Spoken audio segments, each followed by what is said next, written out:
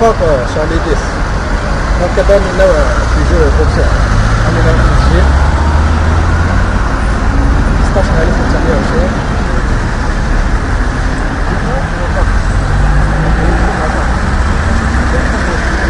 تفتيش أمني كاين والدة فوالا أنا غادي ندير في الإس شوف بالضبط كيف مع لاسيونس يكون اسمه ديال الموتور عندنا قال فوالا لاسيونس ما بغالكش بزاف أنا نسيت باش نوجد هلا دينا سيتوايان حنا نوجدوه ماشي باش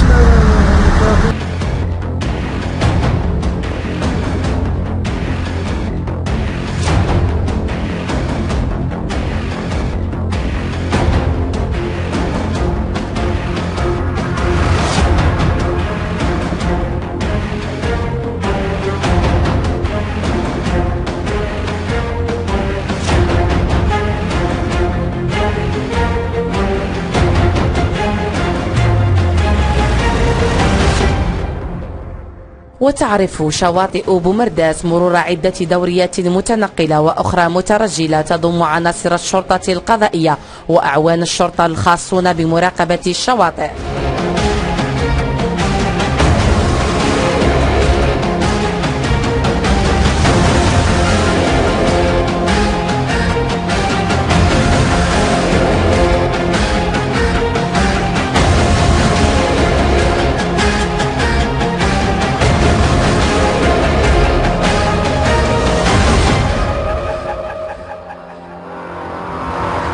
تزامن تواجدنا بالولاية مع الدخول الاجتماعي أين سطرت الشرطة خرجات ميدانية في صفوف المتمدرسين وذلك تجسيدا لمساعي المديرية العامة للأمن الوطني الرامية إلى تكريس سياسة التوعية الوقائية من حوادث المرور تنفيذا للتعليمات القيادية والرامية إلى تأمين المواطن وحماية لممتلكاته. سطر أمن ولاية بومرداس مخطط أمني بمناسبة الدخول الاجتماعي والمتزامن مع حلول الموسم الدراسي. سطر مخطط أمني في تسخير جميع الإمكانيات المادية والبشرية لتأمين دخول اجتماعي حسن سواء في تأمين المواطن أو حماية لممتلكاته، وكذلك في مجال تسهيل السيولة المرورية خاصة أثناء ساعات الذروة، بالإضافة إلى وجود تشكيلات أمنية ميدانية تعمل على تسهيل عملية تنقل المواطنين وخاصة شريحة المتمدرسين للأطوار الثلاثة. وهذه التشكيلات ميدانية وتكون راكبة وراجلة لعناصر الشرطة العاملة ميدانية.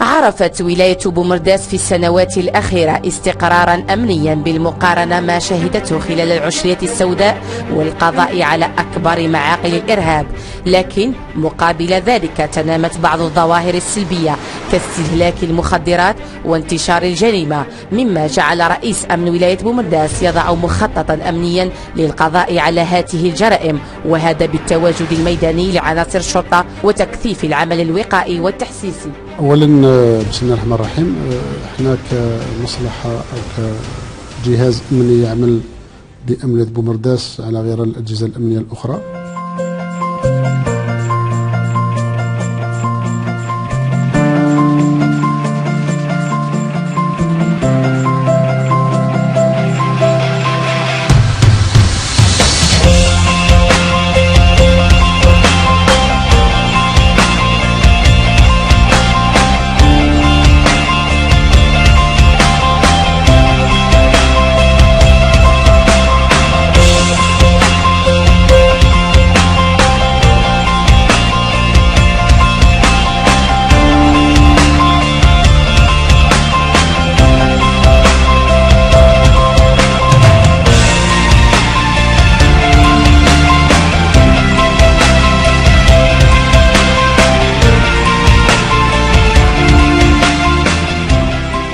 تم وضع خطة أمنية يعني بالتنسيق مع مختلف المصالح اللي سمحت بإرجاع الأمن إلى هذه الولاية. فيما يخص قطاع الاختصاص هناك خطة أمنية محكمة تم انتهاجها من طرف مصالح أمن ولاية بومرداس عن طريق إشراك جميع المصالح وتسخير كل الإمكانيات البشرية والمادية من أجل ضبط الأمن واستعادة الأمن وغرس الشعور بالأمن لدى المواطن عن طريق خطة تتمثل في محورين أساسيين أو 3 محاور أساسية. هي أولا الجانب الوقائي وهي يعني المحور الأساسي اللي تعتمد عليه مصالحنا في حماية وتأمين المواطنين، وهي وضع كل التشكيلات الأمنية في حالة جاهزية قصوى حتى نتمكن من ضبط الأمن وعدم السماح وسحب الفرص التي قد يستغلها المجرمين لإلحاق الضرر بأمن المواطن وممتلكاته. هذه الخطة تعتمد على عدة نقاط، منها أولا نشر تشكيلات أمنية في النقاط الحساسة والنقاط التي قد تعرف بأوكار الجريمة، وهذا بعد دراسة طبعا بعد دراسة الخريطة الإجرامية لكل منطقة. النقطة الثانية وهي تحسيس وتوعية الأفراد، كل أفراد العاملين بواجبهم الذي يجب أن يكون أو أن يؤدوه بالطريقة الصحيحة تجاه المواطن. النقطة الثالثة في هذا المحور طبعا هو تكوين الأفراد، وهي نقطة أساسية طبعا حتى يتمكنوا من أداء مهامهم طبقا للقانون وفي ظروف مريحة وصحيحة. المحور الثاني وهو المحور الردعي الذي يتمثل طبعا في دحر كل أوكار الجريمة بتسخير كل الإمكانيات التي توفر عليها المصلحة أو توفر عليها مصالح أمنية بومرداس.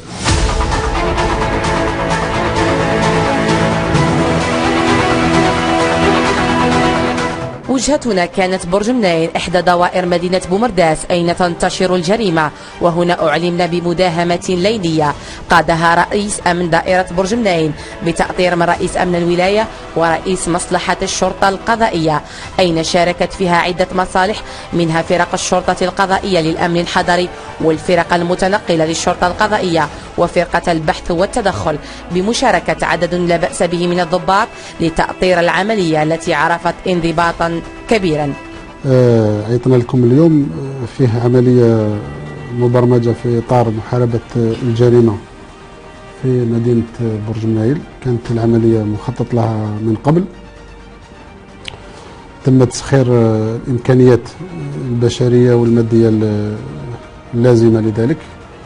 وفيه مدينة برج منايل في المدة الأخيرة شهدنا بعض تنامي ببعض الظواهر الإجرامية، خاصة منها استهلاك وترويج المخدرات أو حمل الأسلحة البيضاء، وشهدنا كذلك عمليتين لسرقة موصوفة، يعني سرقة المنازل الأسبوع هذا اللي فات.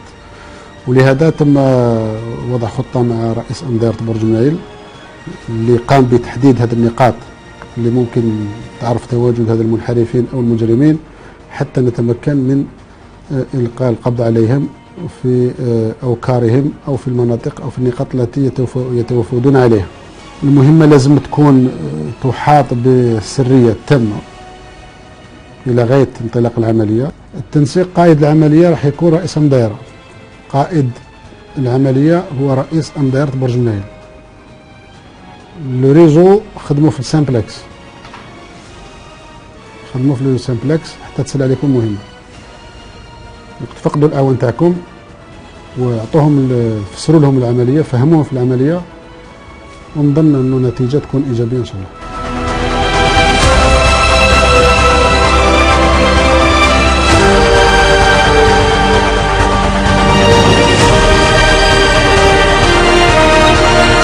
الساعة تشير إلى 6 مساء. اجتماع لأعوان الشرطة بمقر أمن الولاية، أين أعطى رئيس مصلحة الشرطة القضائية رفقة رئيس وحدة البحث والتدخل بالنيابة تعليمات صارمة تتعلق بكيفية التعامل مع الموقوفين ومراقبة هوية الأشخاص التي تكون باحترافية عالية في التعامل، وهو نفس الشيء الذي كان مع رئيس أمن دائرة برج مناين وأعوانه.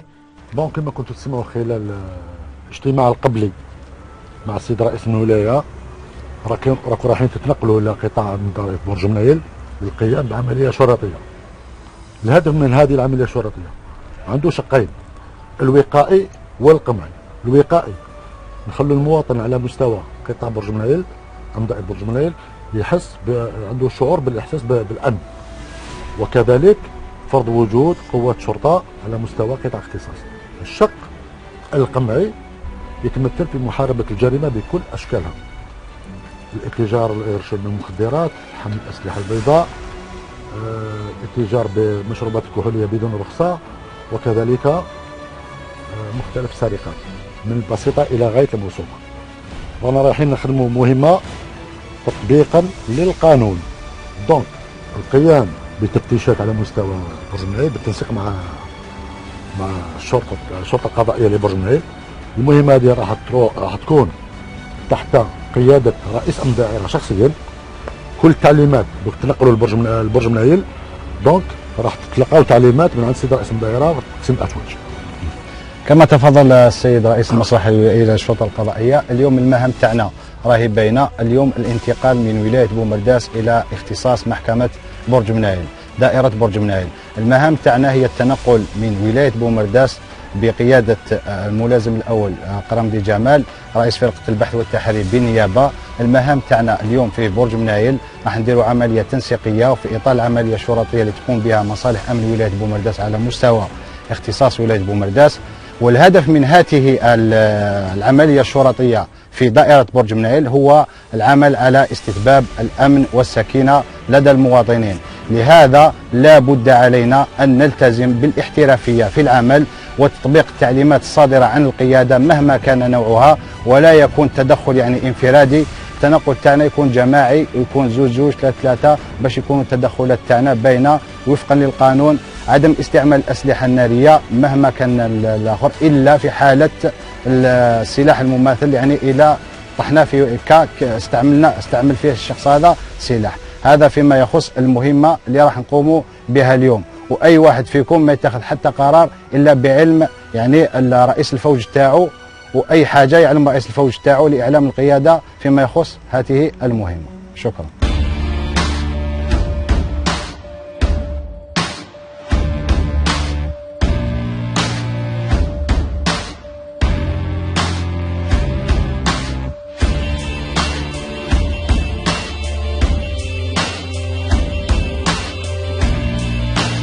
تعليمات واضحه، كاش ما كاين كاش سؤال يمكن يلقى واش دا. على بركه الله، كل واحد يشد الفيكيل تاعو.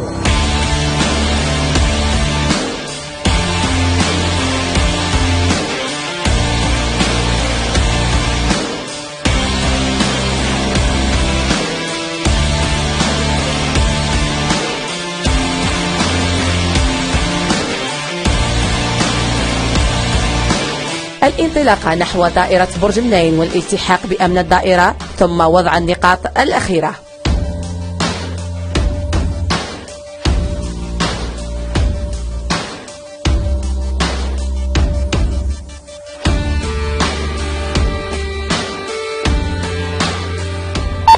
قاليز 1 قاليز 180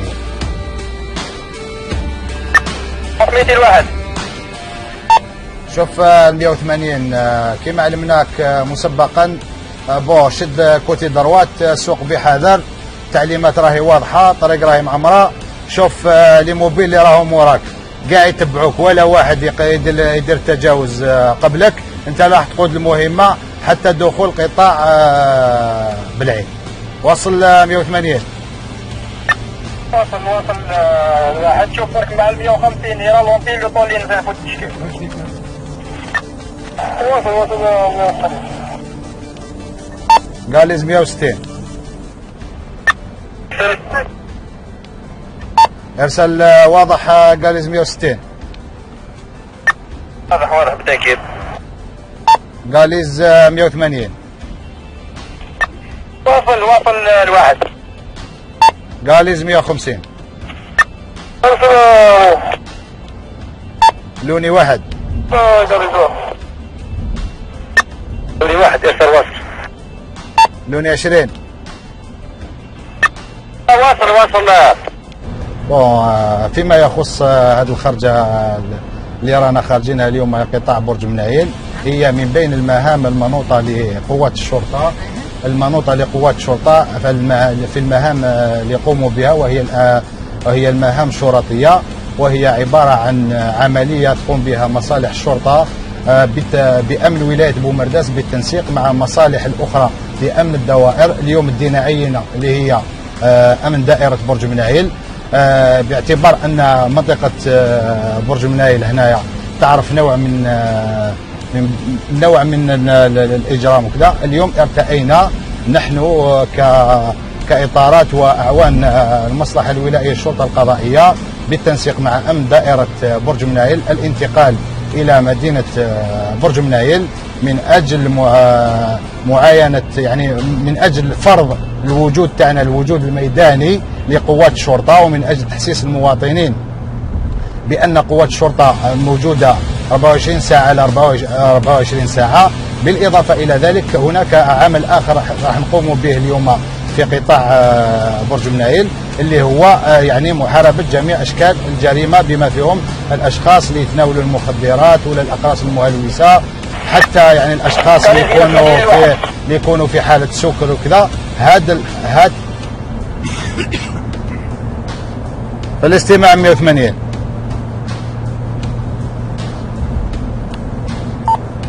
في الاستماع. لا رونتري تاع ندخلوا منها ولا البوتي تاع لا كاروتيال. دوزيام اونطري.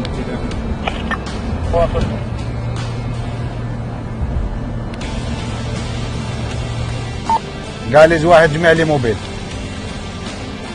شوف عندنا ارسال اون فوا ندخلوا قطاع بالعيد طفوا كاع الاضواء اللي راكم شايفينها.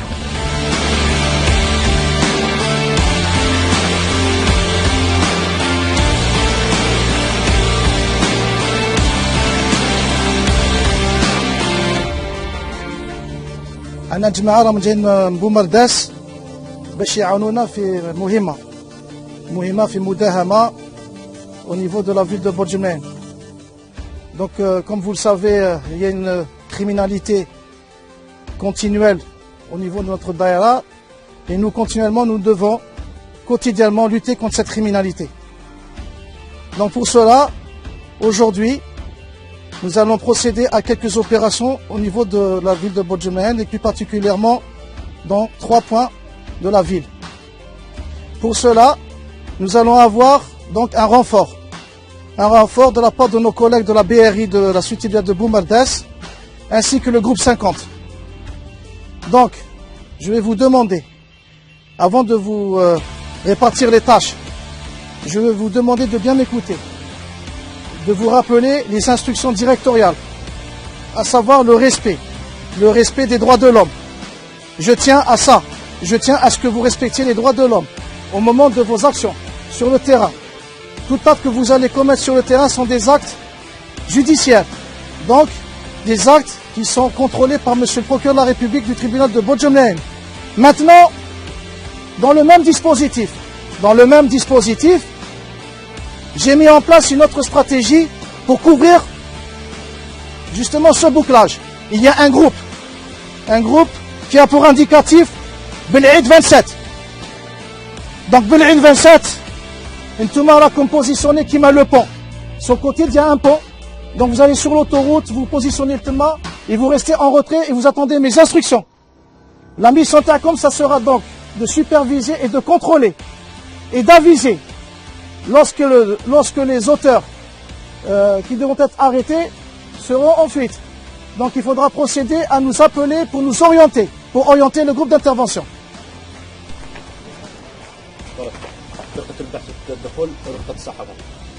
مرحبا بهم.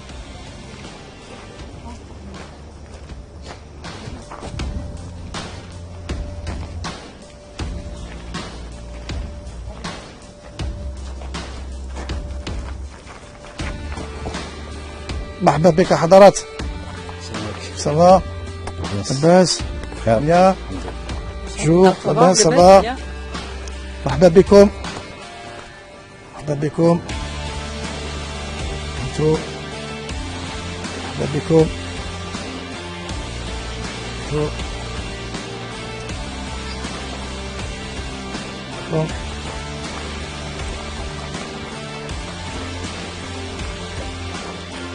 صباح حضرات. Groupe 50 واجد. C'est bon. Très bien donc très bien donc جماعة تاوعنا تاع لا سويت الدارة donc ils ont été briefés donc ils sont au courant de votre arrivée. Donc une chose باش تكون على بالك le groupe 50 نسحقهم en 3 groupes. Ils seront donc répartis à travers جماعة تاع la sécurité publique puisqu'on va leur donner la mission de bouclage. الخطرة هذه حبيت je voulais faire participer la sécurité publique dans les actions de police judiciaire. Conformément aux instructions de monsieur le directeur général de la Sécurité nationale, en l'occurrence le général-major Abdelghani Hamel, qui avait déjà demandé, qui avait instruit dans ce sens de faire participer la sécurité publique dans les actions judiciaires. Donc aujourd'hui, on va les faire passer à l'action. Ok. Donc je compte sur vous pour votre coopération. D'accord. Pas de problème. Barakallahu fik. On commence. On commence. Ah, très bien. راكو واجدين جماعة؟ بون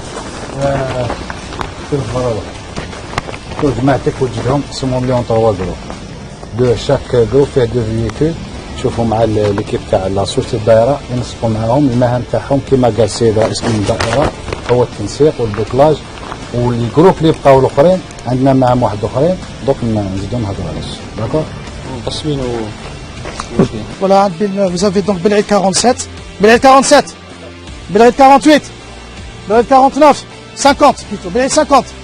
Donc là on dit qu'il y a 2 hadarat. Donc ils ont un groupe donc, de la Sûreté de Daïra et nous vous demandons donc de nous renforcer avec le groupe 50 qui sont mis sous votre autorité, qui sont passés sous votre autorité, pour pouvoir donc procéder à une mission de bouclage, puisque nous avons un point bien précis à exploiter et à traiter. Donc il nous faut ce bouclage.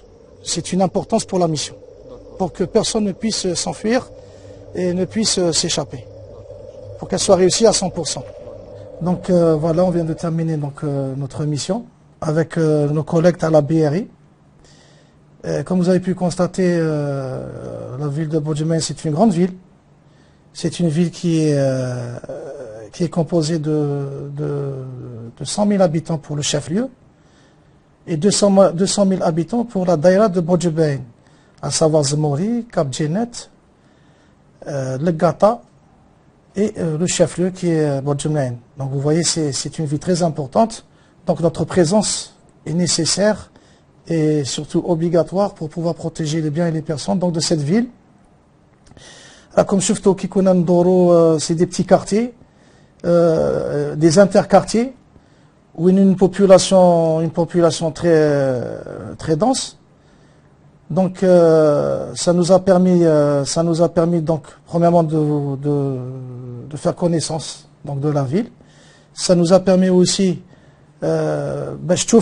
les difficultés que nous rencontrons quotidiennement, puisque chaque intervention que nous faisions, il y avait toujours quelques citoyens en infraction qui usent d'un langage un peu البدء في عملية التمشيط الليلية فالسرعة والدقة مطلوبان ولا مجال للخطأ. وجهتنا كانت مكانا مهجورا وهو نقطة سوداء غياب الإنارة بها وانعدام السكان، قلة الحركة جعلها ملجأ للجريمة. بعد تسلل إليها من طرف أعوان الشرطة وجدنا جلسات خمر لعشرات من الأشخاص الذين تتراوح أعمارهم من 25 سنة إلى 65 70 سنة. وبتوجيهات من رئيس أمن دائرة برج مناين تم تفتيشهم تفتيشا دقيقا، أين تم تحويلهم عبر سيارة الشرطة الخاصة إلى أمن الدائرة لاستكمال الإجراءات.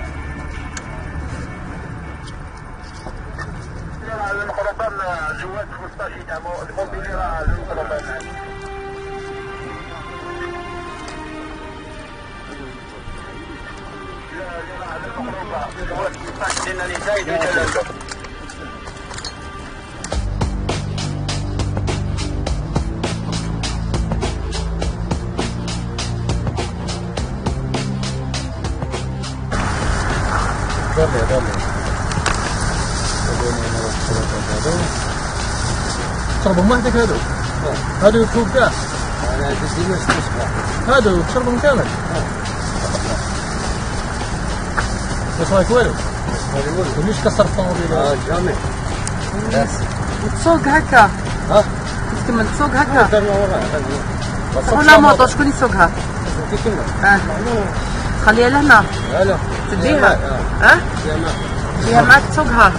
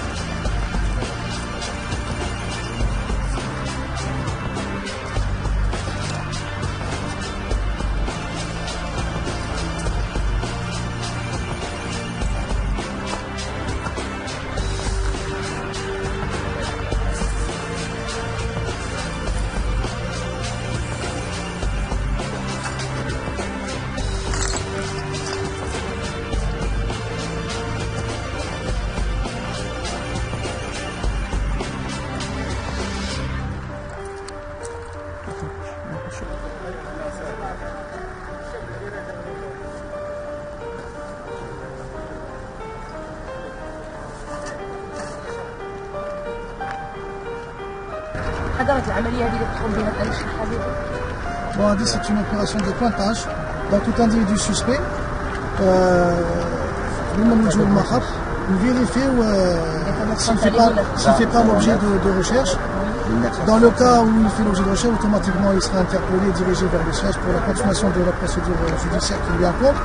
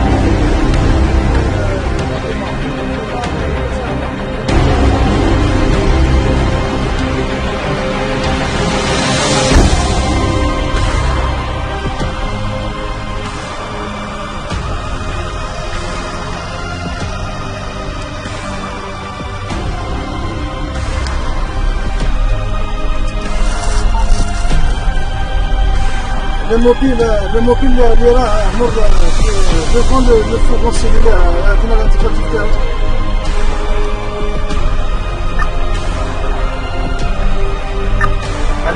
خليج 160 محطة. شو ما الفوق هذاك يتبعنا ما يدخلش لبوان زيرو، ما يدخلش بوان زيرو، يتبعنا وين نروحو يتبعنا حتى في الجسر. لم يستطيع دعمك بالعيد انه طلعت بالمويه هذاك المويه هذاك عنده جهاز.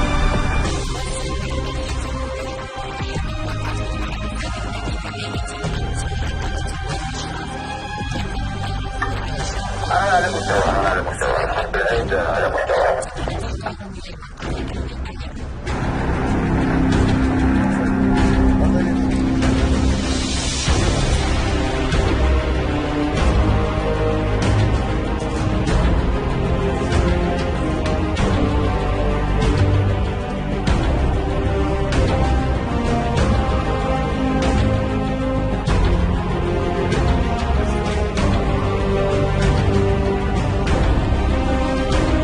بالعدسات الكوري هذاك ديرو في المويه المعروفه.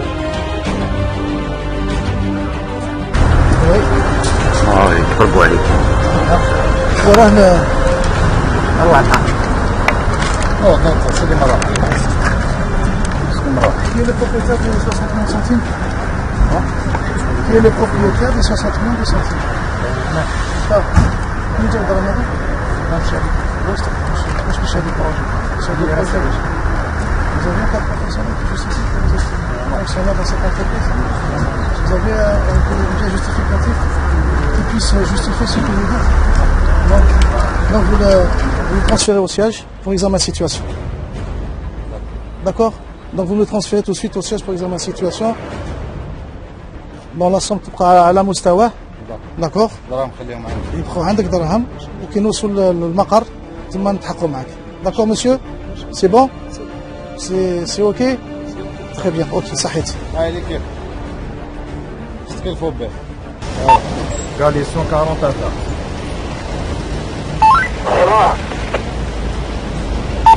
أعتقد سيارة قائمة البحث من نوع أكسنت بلانش إماتريكيلي كونسيل.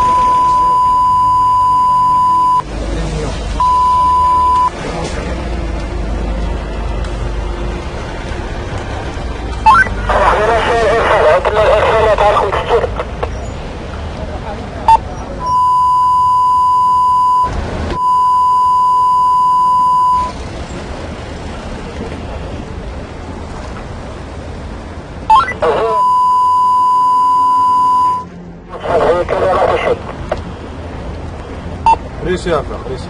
بالعيد محطة بالعيد.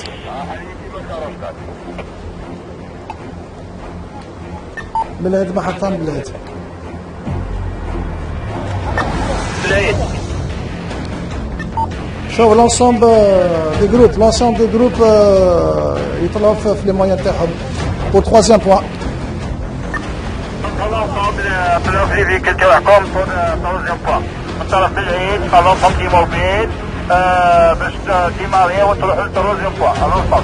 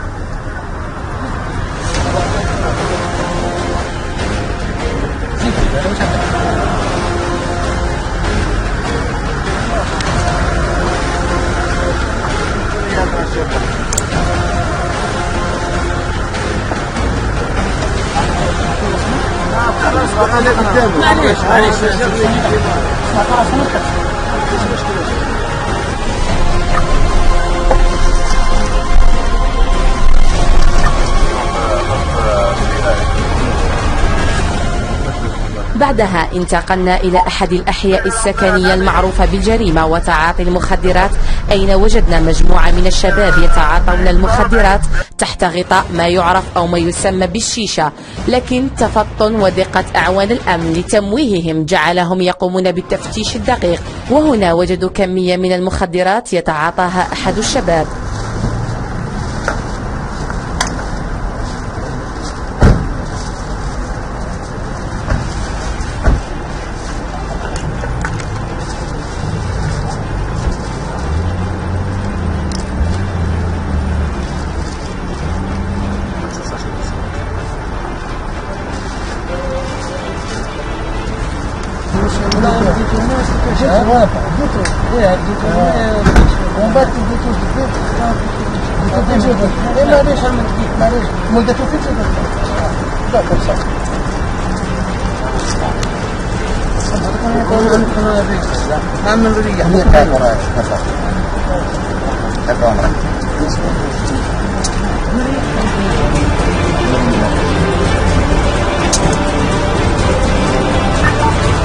نعم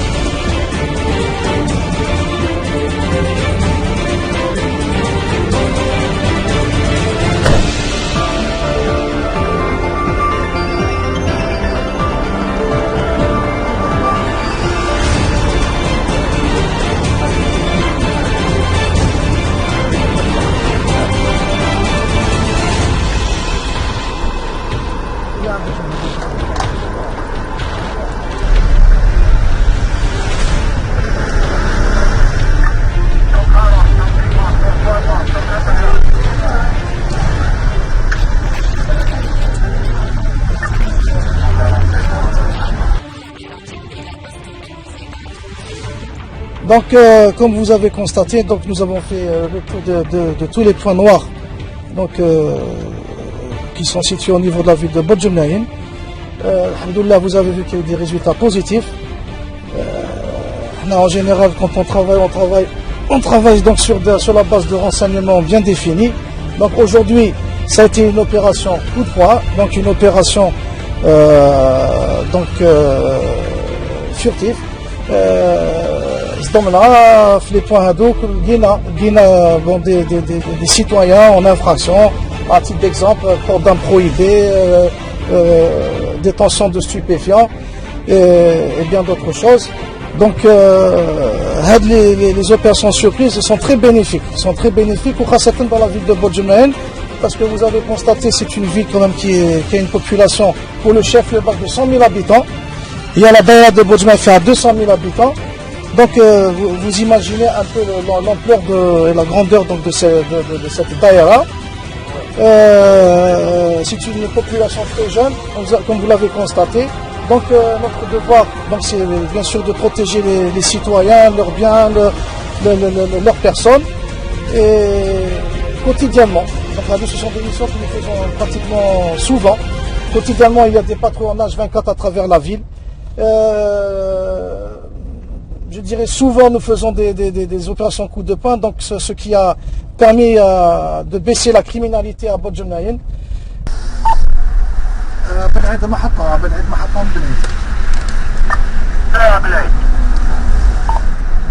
pour Zouad unité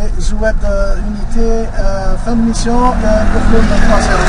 point 0 ils sont terminés وبارك الله فيكم à l'ensemble des groupes بارك الله فيكم ويعطيكم الصحة. الانسومبل دي موبيل من طرف بالعيد يعطيكم الصحة بارك الله فيكم.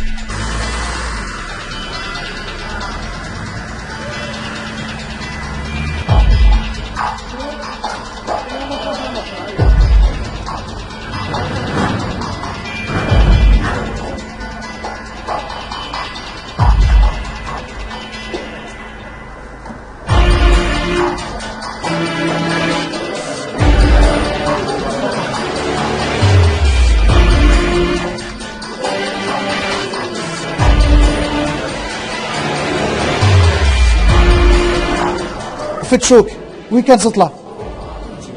ما سمعتش وين كان تطلع؟ كيفاش؟ والله ما سمعت عاود ارفد الصوت تاعك. وين في جيبك؟ ايه وشنو؟ ايه بصح ماشي شغل ليش جاتني انا هذا. ايه معليش المهم يا اخي كان في جيبك. طيب دخل ما انت كيفاش نعيط ونسقسي كاع صحابي هاو التليفون يقولوا بنادم اسكي كيف دخل ولا يدير الشمه ولا يقول لكم غير معليش يقول لكم معليش يا وليدي زدت غادي. انا نقول نعيط يقولوا من صحابي تعرف والله يا شيخ ماشي الدار انا ما باش بقيت شغل نيه هكذا رفدت هذا غادي خلاص ريحت هكذا جيت طالع على الباب باش نوض نروح نخدم.